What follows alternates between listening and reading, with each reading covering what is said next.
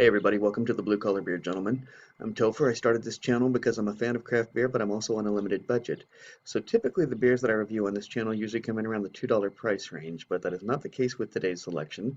We're living in strange times, and since there's a certain word that can't be used on YouTube, otherwise you lose monetization, um, I am I'm simply going to refer to it as quarantine time.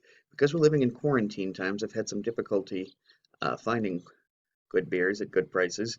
Um, I filled in the gap. The last one, today's review, and the final one for May are all going to be well, they're pricier than normal, and I wasn't quite sure what to do, how to fill in the gap.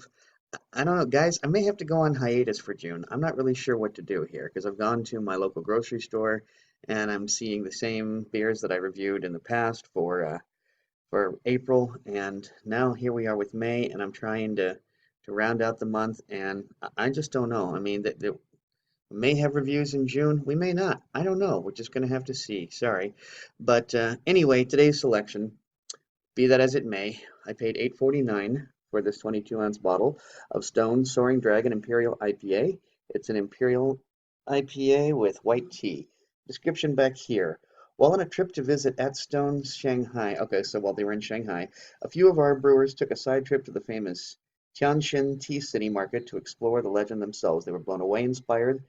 They began experimenting back home, learning how the delicate floral qualities of these teas worked in combination with certain hop varieties. This Imperial IPA, loaded with white tea, is the result of that bountiful trip and the resulting experimentation. We love setting aside preconceived notions, celebrating new learnings and new perspectives. The amazing aromas and flavor profile of this beer are witness to the joy of experimentation and a testament to making time for side trips.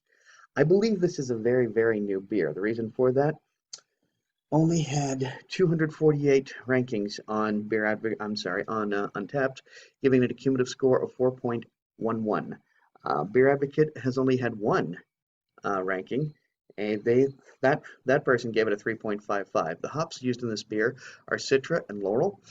The ABV comes in at 8%. Typically, American Imperial IPAs come in between 7.5 and 10.5, or excuse me, 10.0, and the 38 IBU count is actually considerably low, considering Imperial IPAs usually come in between 60 and 120. And once again, the preferred term, at least among the beer community, the craft beer community, is Imperial rather than double. So I don't know what you're supposed to call a triple other than a triple, but anyway, a double is apparently a term that's home brewers are supposed to use. If you're a professional brewer, you're supposed to use the word Imperial. Anyway, that's what the consensus among the craft beer community is.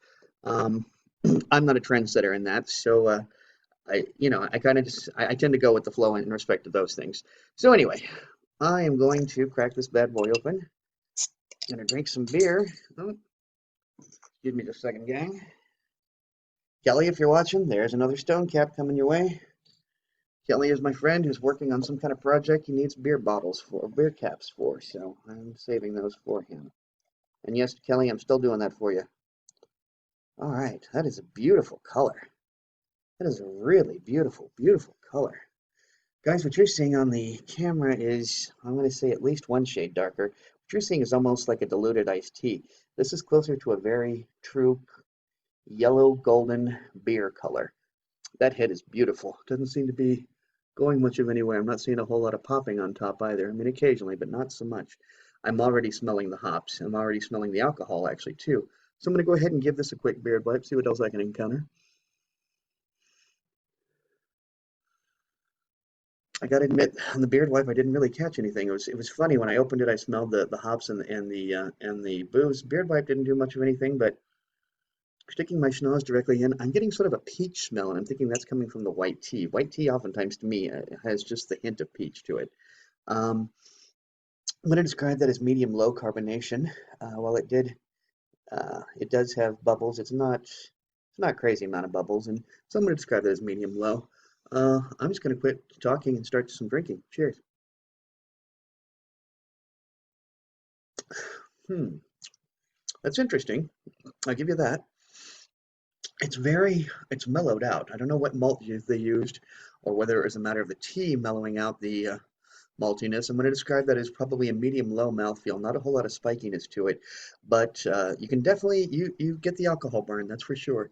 Um, Basically, I'm tasting a lot of hops and a little bit of booziness. It is interesting. I'm thinking it's the tea that tempered it rather than the malt. Normally, it's the malt that does that. Of course, with an IPA, the hoppiness can be sometimes tempered. Um, hmm.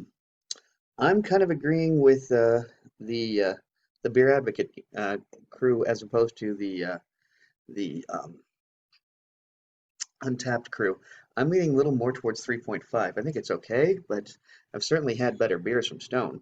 Um, they were trying this. This was an experiment, and maybe in the coming days, they'll perfect this, or maybe everybody else likes it and I don't. It's not that I don't like it. It's just that I'm just not overwhelmed with it. I think it's okay, and I think 3.5 is plenty for this beer. Well, guys, if you like this video, please be sure to like, comment, and subscribe. And until next time, drink good beer and don't break the bank doing it. Cheers.